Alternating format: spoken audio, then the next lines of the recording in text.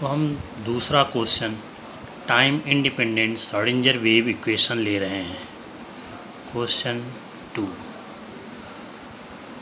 derive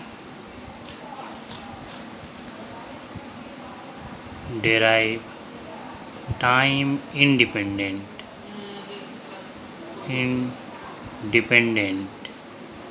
Schrodinger wave equation. Schrodinger wave equation most important answer. Time independent Schrodinger wave equation के लिए हम ऐसा wave का equation लेते हैं जो कि 3 डायमेंशन में मूव कर रहा हो।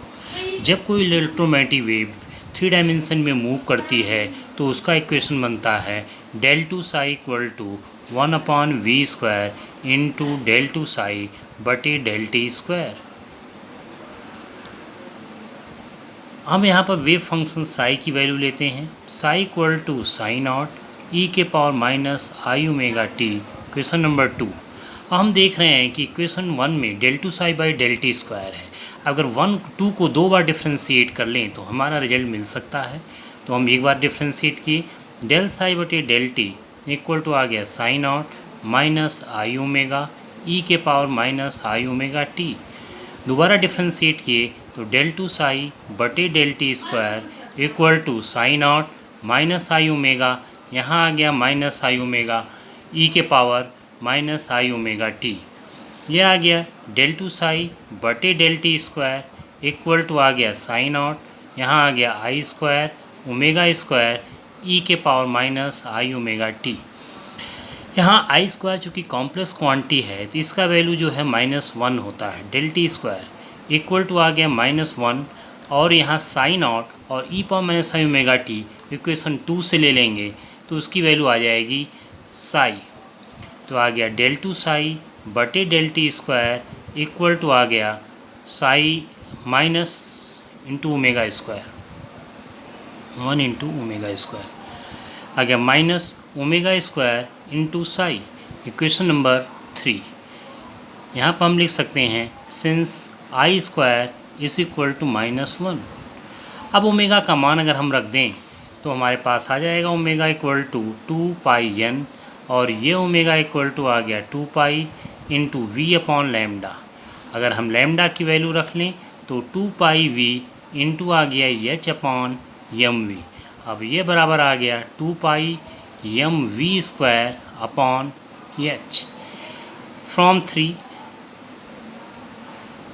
del 2 psi बटे del t square equal to आ गया minus omega square 2 pi m v square बटे h का होल का स्क्वायर साई।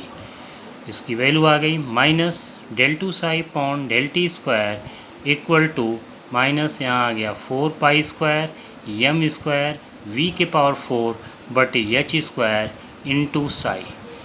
ये इक्वेशन कर लीजिए 4। अब ये मान हम जो इक्वेशन नंबर 1 में रखते हैं, from 1 del 2 psi equal to आ गया 1/v स्क्वायर ब्रैकेट में ले लिया minus 4 pi square m square v का पावर 4 बटे h square into psi. v square से कैंसिल कर दिए, यहाँ v स्क्वायर आ गया del 2 psi equal to -4 pi square बटे h स्क्वायर ब्रैकेट में m square v square Sai.